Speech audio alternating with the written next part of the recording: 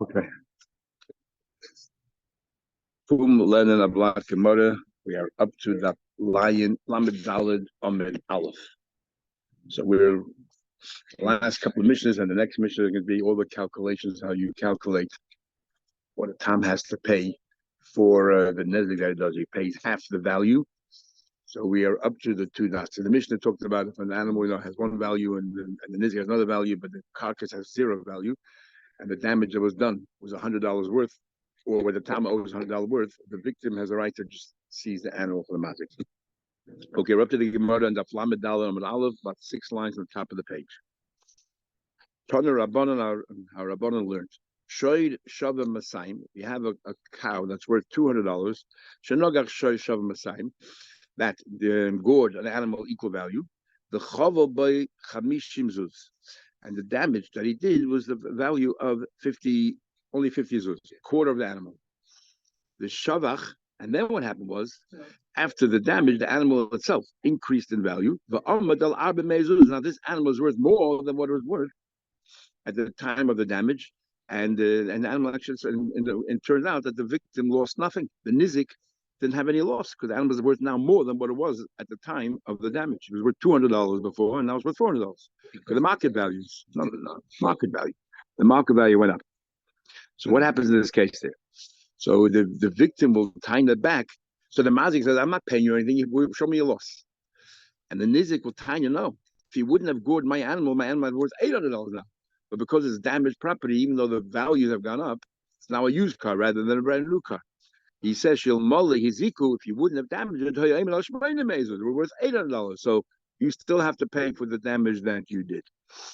Okay, is noisin kishas and nezik. He has to pay like the time it was at the time of the damage itself. We'll see later in the what that means. What about kichesh? What happened if the animal devalued? Let's say at the time of the damage, the animal, the amount of damage was X, but now the animal got weaker over time, and now it's worth less. Which price does he pay? The mazik, the price of what it was at the time of the hezek, or by the time you go to the din trader?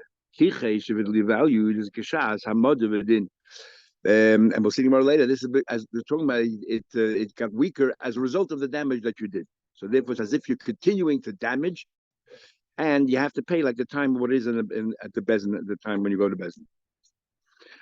So the Gemara, Shabbat. Let's say improved in value. Let's say improved in value is mazik nois and loy. Or sorry, Shabbat mazik. If let's say the mazik's animal went up in value. Remember, we pay by a time you pay from the animal itself. So the animal at the time of the hezek of the mazik was $200. Now it's worth $400. Shevach mazik loy nois like yishas hanezik. He pays the time what it was worth when the damage took place. And the nizik cannot say, well, I'm entitled, let's say, to an eighth of your animal because you did me $50 worth of damage, which means you're a Tom, you pay $25. Your animal's worth $200. It means I have a share in your animal, an eighth of your animal. Now that your animal doubled in value, you give me $50 because that's an eighth of your animal. The nizik has no such time. The nizik does not have a share in the animal of the mazik. Yeah. The shebach mazik knows like a he pays him the $25 or whatever it was at the time of the hezek. What happens if it went down in value? The animal of the mazik went down in value. Then kishas hamad bedin. He gives him an eighth, whatever the value of the animal is at the time of going to din taida. That's is a contradiction. Before we said it's whatever is worth at the. You just said a minute ago by mazik, you goes after the time the damage took place. When it went up in value, you said, well, that's too bad. You look at the time, whatever the hezek was, that's what you have to pay. But when it goes down in value, we say, oh, nizik, you lose out. You lose out, nizik, that now the animals, you're entitled to an eighth of the mazik's animal, but now that the animal is worth half of what it was worth then, you're getting an eighth of a new value. What's going on here? Either he gets at the time of the nezik or the time of the din. Why make a difference? It goes up or down in value. And more now we'll ask. In a way, it's to his advantage to do it for Shas. Depends what. If it goes up. If it went, I can show you now. Look how much more my loss was. No, we're talking about the mazik's animal went down. If the mazik, remember, at the time of the hezek, the animals were $200. He did $50 worth of damage on the nizik, and I'm only entitled to half of that. That's an eighth of the animal. Then the mazik's animal now is only worth $200. Now that mazik's animal is only worth $100. So all I'm getting is an eighth of the $100, which is much less. Why? So you tell me you get shas was fixed already at the time of the hezek. If it goes up, you tell me it's fixed at the time of the hezek. Why when it goes down, you tell me no? You go, it's stacked against the nizik. Not fair. So we'll explain. We just now we're going to explain. You said shavach mazik that if the mazik improved, the animal improved, nice and kishas nezik. You pay not the improvement today. You pay whatever it was at the time of the damage. Money, in other words, the nizik has no share in the mazik's animal. That follows Rabbi Shmuel. The Amadu says, remember Rabbi Shmuel said, that the nizik doesn't have a share in animal. That all it is a debt that the mazik has now to the nizik, and bezuz the master, he owes him whatever that money is. Right, so he has no chelik. That's why if it goes up in value, the nizik has nothing in it. Yet, ain't sefer. Look at the sefer. It says kichish. If the animal goes down in value, it's kashal samadiyah. So the nizik has a chelik in the animal, and you pay the price of now, which is much lower. Doesn't make sense. Also, that only follows that what the nizik has a chelik in the animal. If it goes down in value, too bad nizik. Reish Rabbi Shmuel with sefer Rabbi Kiva. It doesn't make sense. So like, no, Kul Rabbi Kiva, all Rabbi Kiva says the nizik has a share in the mazik's animal by a tam because it's megufa, he has a share in the animal. So if it goes down, it makes sense because his share of the animal went down in value. So how come if it goes up, doesn't the nizik also get participate in that improvement?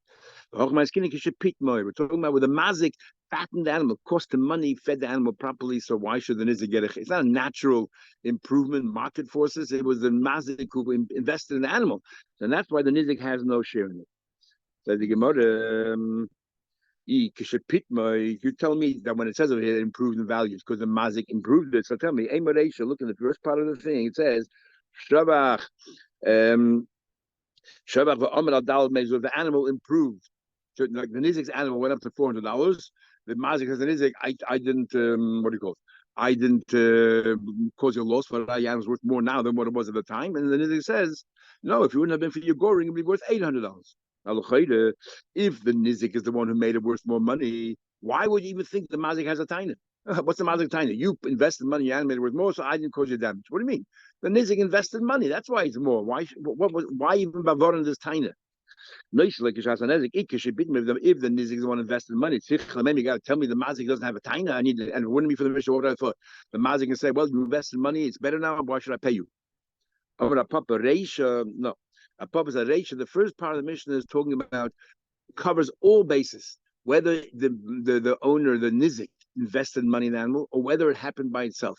So since it's talking about even if it happened by itself, the mazik can say, look, it increased the value on its own. I didn't cause you any loss. So we have to say, no, the nizik has a tiny, it would have been worth more if not for your goring. Covers all kinds of pictures. Therefore, the naturally improved, nice like a shasanesi. Of the sefer, the next part of the thing where it talks about that the mazik improved by mishkach le'elokishva. With the mazik, there's only one case where the mazik invested money.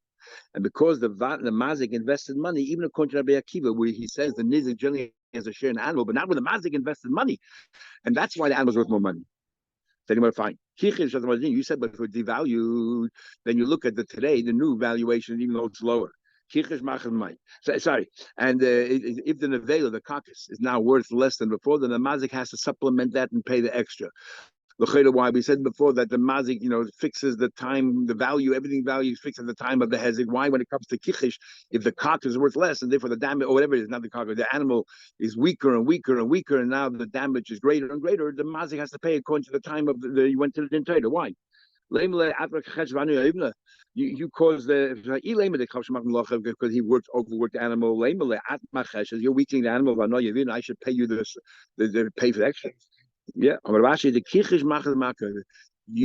damage that you cause slowly over time is getting worse and worse. Your horns of your animal still stuck into my animal, and therefore it's constantly getting worse and worse. It's eroding my animal, and therefore you have to pay. Next mission. Okay, Shoyd Shava, you have to help cup it. Shoyd Shava Masayim, there's a cow worth $200. The pasuk says that if an animal goes another animal, then and the animal dies, you sell the living animal and you divide its money. And then it says the gam es hames yachtun, and also the dead animal you have to divide. What does that mean? It's the Mishnah. Amir says, two animals equal value, 200 zuz, but ain't on the for plum, and the cock is worth nothing. So how much does the mazik have to pay? Half of the damage, half of 200 is 100. So it's a half of a living animal. Half of his own animal. The mazik's animals were 200. He owes 100, so you sell that living animal. The chotzer is costly. That's the Torah talking about. So Rameir focuses on the mazik's animal. That's the case where the Torah is talking about. It's exactly, you sell it, and exactly half is the amount of damage because he killed a $200 animal. Half of that is 100. And the mazik animal is worth 200, so he sells his own animal, and half of that is what he pays. He sells his animal, which is worth $200, and half of that is $100, which is exactly half of the damage of the nizik. The nizik animal is worth 200, who died. Yeah, but you're selling. That's what the Torah is talking about. That's the case where the Torah is talking about. We're talking about when the Torah spells out that's so clear cut. He's talking about such a case where the animal, mazik animal, is the equivalent of the nizik animal, and therefore half of the mazik is equal to half of the nizik. You're right. You fulfilled the first half of the pasuk. You sold the living animal and you divided. You didn't fulfill the second half of the pasuk where it says v'gam hameis yechson. Where does the dead animal come in here? It says in the pasuk v'gam is hameis yechson. The other half of the dead animal. Yeah, what happens there? You're not doing it. All you're doing is taking a live animal and you cut it in half, and that's what you're paying. What does the pasuk mean? V'gam is hameis yechson. Obviously, that's not the case. In other words, in halach, you're right, but that's not pshat in the pasuk. What is pshat in the pasuk? Where you also need to include the dead animal. What do you mean? This is the case. Both animals are $200. But the nevela of the nizik is worth $50. So how much damage did the mazik do? Only $150 worth of damage. Because the animal originally was worth 200. Half of that is 75.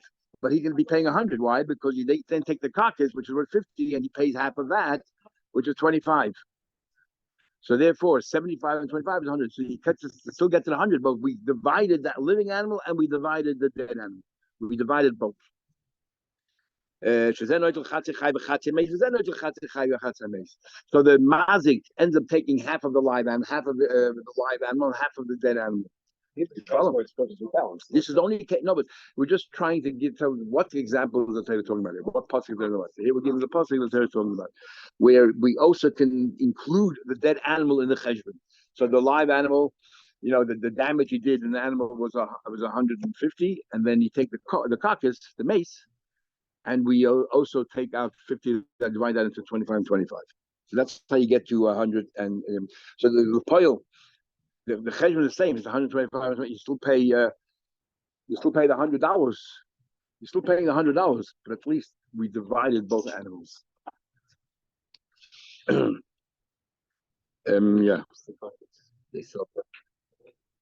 Sorry. No, but each one loses $75. Each one loses $75. The nizik had a $200 animal. He only gets $75 in his pocket, and the mazik has to pay the $75. Each one loses. But how do you get to that conclusion? How do you get to that? It was damage of 150, so half of that is 75, and there was a carcass of 50. The mazik takes half of the mace. He takes 25 of that mace. So therefore, the mazik has the 75 that he pays, and he only pays 75 because he gets $25 from the mace's carcass, from the nizik's carcass. So he's as if he took, in theory, it's as if he took $25 from the carcass. You follow? He's asking the physical. So no, this is the flesh. yeah, but he doesn't get it. The mazik does not get the flesh at all. So in theory, the Torah says you're dividing the mazik, you're dividing the living, and you're dividing the dead. How are you dividing both? So this case over here, it's like you're splitting both of them. You're dividing because the living animal is worth $200, right? The living animal is worth $200. The mazik animal $200. How much is half of that? 100. So the mazik ends with 100. The nizik ends with 100. The dead animal is worth how much? 50. Half of that is 25. So each one ends up with $125. Why? The mazik pays 75. So out of the 200, he's left 125. The nizik receives 75, and he keeps the carcass, which is worth 50. So he ends up with 125. So therefore, that's how he gets it. So the Gemara. Thought about learning the price a little bit further. The contract of $50. Then it takes half the living, half the dead. We just said, that's the example where the Torah said you split the living and split the dead. So each one walks away with 125, and they lose $75. So you're including why? Because the carcass is worth money also. Keep it up here. Now Mary says no. I don't think that's pshat pasuk. There's no carcass at all. So this one, both animals $200. The mazik pays half. Half of 200 is 100, and that's what the Torah means. The pasuk later says Almani Mekai Begamas Hameis Yachasun. What does it mean? The pasuk it says, and also the dead animal you should divide. What does that mean? What are you dividing over there? It means Pchashe Pochsun Mitzvah. It means that Machsim B'chai. That what happens, the Nevela belongs to Nizik. But if the Nevela goes down in value by the time it gets to the Torah, it's the loss of the Nizik. It's the loss of the Nizik. You look at the time of the nevela, what was it worth at the time when the animal died? So now, at the time it was worth $50 when the animal died. Later on, it's only worth 25. Too bad. And that's what the too bad on the nizik or whatever it is happens. Too bad. Says the Gemara. He gets no compensation for losing his animal for a certain amount of time, having to go through the trouble of getting a new one. No, yeah. I've always struggled with that point. He was perfectly happy as it was. Now he's at Parnassus ruined because he hasn't got an obstacle in his car, so he says plow. Yeah. And that he has like a snap person around. But it's always okay. Yeah. So Gemara, yeah. Mehdi.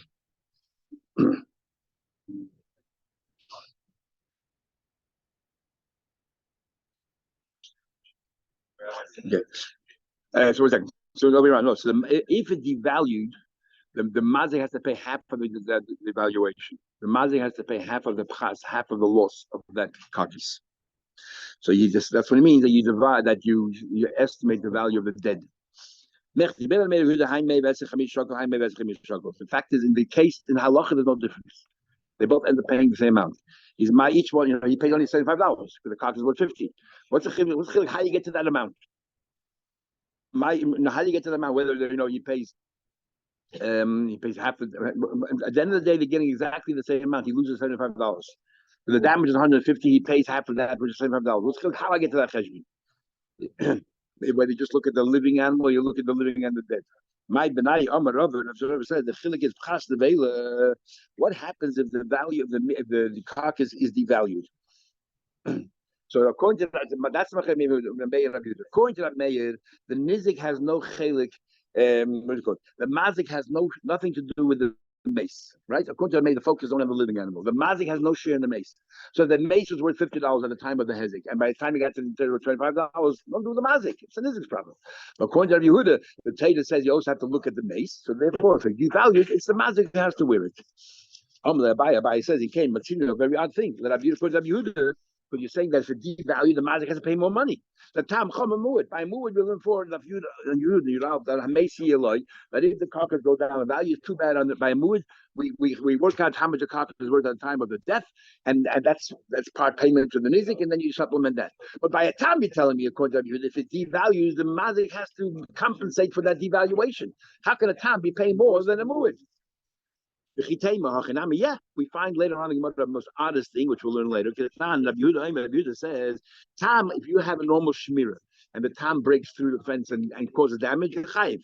Or the muad, if the animal's a muad, you have normal shmira, you putter, which doesn't make sense.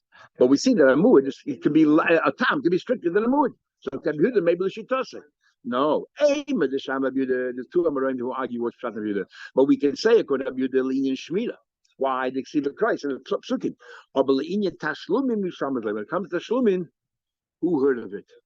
In other words, with tashlumin, we do find that tam pays more than a muad. But Tanya, in fact, we learned that Yehuda himself said, Yochel, I would have thought that a shoysh of a man is like a shoysh of a chamish shloim. Let's say a shoy with 100 mana, which is 25 shloim. Damages a shoy that's worth 5 shloim. Yes, so the mazik is worth 25 shloim and the nizik is worth 5.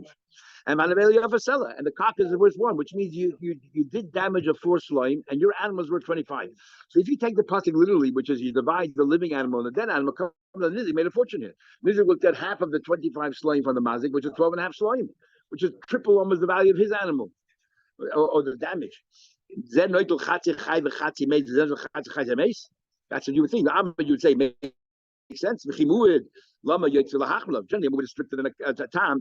Or Lahakalav. I'm Lahachma. Generally, more restricted. Uma mood ain't much easy. By mood, you never pay more than the damage you made. So the damage here in this case, in total was 4 slime. And you think a tam is going to pay 12.5 slime? Tam Hakala Koshkin. So CW agrees that tam, when it comes to payment, you always pay less than the mood. So how can it be here that he said that if it goes down in value, the mazik has to pay? Rabbi says, I'll tell you what the machlek is. The difference is what happens if Vela goes up in price. It goes up in price. The Marsabar, one of them holds that's it. What that the mayor says that mazik has no share in the mace at all. The nizik have any improvement in the carcass. Let's say it was worth $50 at the time. Now it's worth 100. Good luck for the nizik, and the mazik has no right to say, oh, I now cause less damage. Or the Mars of a Palga, the other one says no, that the Mazik has a share in it. And therefore, because the Mazik has a share in it, so therefore the Mazik gets to benefit, at least half the benefit of the improvement of the carcass. Says the Gemara, this is actually what Rabbi Yehuda is saying here. Now that you say chas rachmana the mazik, we see the Torah had rachmana. So the mazik, the shokil, the shvacha. What happens if the carcass goes up in value? I hold that the mazik has become a mace. He also look at the mace. The mazik has a share in that. If the carcass before was worth $50, now it's worth 100, then the mazik gains. He doesn't pay as much because the carcass, his share, the carcass went up. So Yochel, I would have thought, what happened the way around? The mazik can make a killing out of this. Yochel shoy shav chamesh shleim. They'll be around. The mazik animal worth 5 shleim. Shenogach shoy shav mana that damage an animal with 25 shleim. Then the daily yochel chamesh is the daily worth 12.5 shleim. Zen noitel chatzi achai v'chatzi. Does he get now half of the mace, which means he'll get 6 1/4 shleim, or half of the what do you want of the 12.5 shleim of the he'll make money on this. But zen noitel chatzi achai v'chatzi mace. I'll tell you, where do you find mazik makes a geschäft, a business out of causing damage? So then that he should actually make money on the deal. But doesn't it say shalem? You shalem. It says double. It says twice. Pay. You should pay by a muad. It says why is it twice? One is for tam and one is for muad. Tell you that all he does, he pays. He doesn't take. The mazik does not make any money on it. He just pays. They have no right to take. You cannot make a profit on this. What do you mean? What do you bring this passage for? Because I would say, I would say, when do we say that the mazik doesn't take any money? Why should the nizik lose out? What about the nizik lose out either? For example, the value went up. They're both equal slime. The nevela suddenly flew up in price, and yafa shloishin zuz. The nevela now is worth 30 zuz, and it's worth more than the 5 slime. It's worth more. It's worth 6 slime. Yeah. The price to market value went up. It's worth 6 slime. Maybe in this case, the mazik is entitled to get that extra. Why shouldn't the nizik? It's ahead of what the nizik is as well. Maybe why should the nizik make profit and not the mazik? But if it says shalom, yishalom, bailam, yishalom, it'll tell you that no, that if it's you don't take, you only give. On the Rachamad, so Matzino Rabbi Yehuda. We find that Rabbi Yehuda, okay, you don't pay more than the amount of damage, but the tam mishalom yosim b'chatzi nezik. Here we find a case where the tam pays more than a half a nezik. For example, if a shor worth $50, damage a shor worth $40, and the nevela is worth 20. So the whole so the damage to the nizik was worth $20. The carcass is 20 and the animal is worth 40, so it's $50. So the damage was $20. And half of that is 10, right? So the mazik owes $10. But if you divide half of the chai, which is $50, that's 25, and you divide half of the dead, which is 10, becomes 35. So the nizik now is collecting $35, which is more than half. His animal is worth 40, and he's collecting 35. Okay, but we said before that the tam does not, if a mu doesn't pay more than the amount of damage, it's a tam. But here we have an example that if you tell me if it goes down in value, whatever it is, doesn't get it, then the nizik is getting, and the nizik is getting more than half of the damage. It's clearly only half. So the Gemara. You can see Rabbi Yehuda tam b'shalom yesem b'chatzin. The Torah says machras asher chai b'chotzos kasper. The Gemara says Isla Rabbi Yehuda pchashe pachse michse machzim b'chai. And if you also agrees that we look at the carcass, and if it goes down in value or whatever it is, if we look at if it goes down in value, we compensate accordingly. Manola, how do we know that? Megam is when it says vigam. I first of all said after we do need for itself tell you that you take half of the living and half of the dead, but then and that's what we use that posse for. Im kein nicht of SMS, my vigam. I'm not tired to you. We learn out two things from here. Okay. Next Mishnah. That you learn the din that you get half of the living, half of the dead. You also learn the din that you don't pay more than half, whatever it is the value. That neither of them make a business out of it. Either you pay whatever it is that you have to pay half, and you don't get any more than that. Yeah, so we're looking at it. Mishnah. Oh, we're still learning about a payment with Talmud Chacham. Yes, chayiv al ma'aser shoyed. There's examples where if the shoyed did this thing, you'd have to pay money. But if you did it, upater al ma'aser atzma. If you did exactly the same thing, you'd be exempt. Or pater al ma'aser shoyed. Sometimes the shoyed is your pater, but if you did it, chayiv al ma'aser atzma. Kate said, shoyed shabayit. If an animal went ahead and did something that embarrassed somebody, pater, because it says ish ba'am misay we had before, and not shoyed ba'am misay. But the who shabayit, if he embarrassed somebody, chayiv, you have to pay for the shame. If you're shoy blinded the eye of your evident you are potter yet. But who should see as an you have to pay. Shoy the shoy damages his own parents chayv. But who should have your potter? Why if you're chayv your parents your potter? Because you're gonna get killed for it. We have a rule, come blame but the rabbanay. Shoy shehidli as a god b'Shabbos chayv. If a shoy light a fire chayv, like Keren, you pay chayiv. But who should go b'Shabbat potter? If you did your potter, why? Come with Rabbanim. There's chayiv benafshay. Says the Gemara, Tanya, but we had in Seder Shabbat. Who Kamei Rabbi Yochanan, the who holds the following: Kol hamekalkel beturim. Generally, if you're mekalkel, you're potter, because Shabbat has to be constructive. Melechet machshabes. This is destructive. All mekalkel are potter. Chutz, except two. Chayvel, if you cause a wound to somebody, even though you're mekalkul, you're chayiv. And maver, if you're lighting a fire, you're burning wood, you're destroying, and yet you're chayiv. How do we know? Yeah, but that's not destroying. It's not separating. This is destroying. You're burning the wood to turning into ashes. So now, how do we talk know you're chayiv in these cases? The fact that the Torah has to give a special heter that you can mala a child on Shabbos. What do you need a heter for? You need a heter because otherwise it'll be us. You know, do Kabbalah. That's how we know. And Mahavar as well. We need a special passage that says that you don't burn. Your bezin does not do their arba misses, including burning of their bas kohen. Like in this week today's the chiddush actually, and it comes to tell you that otherwise you would think that because mitzvah whatever it is, but otherwise you're not allowed to do it because Havar is us. Havar is us. Yeah. Even though you're mekalkel, you're burning. That's Sabavu. Comes along and it says, I'm like, what are you talking about? The exception. Mishnah chayvul b'tzor lekaba. You know when chayvul and maver chayiv, if there's a tzorich, it is beneficial, it is constructive. For example, you're causing a wound, and somehow or another the dog is there's a bunch of blood that collected in the dog, so you make a wound so that it lets some of the blood out, so the dog will be healed. So you're doing it for a constructive purpose. Or mavi b'tzor lafari, you need the ashes. Again, it's a constructive purpose, not if it's destructive.